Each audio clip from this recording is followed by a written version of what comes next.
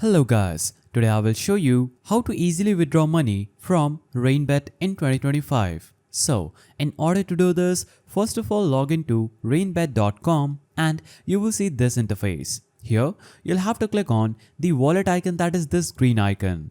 When you click here, you will get the option to deposit, withdraw, buy crypto, tip and redeem. So click on the withdraw option. Now you will get the option to select currency. So click on select crypto and search for any crypto that you want to withdraw in. Now select the network, then enter the withdrawal address. After you enter the withdrawal address of your network or currency that you would have selected, you'll have to enter the amount that you want to withdraw and that will show that amount in BTC, after which you will see the withdraw button appearing just right here.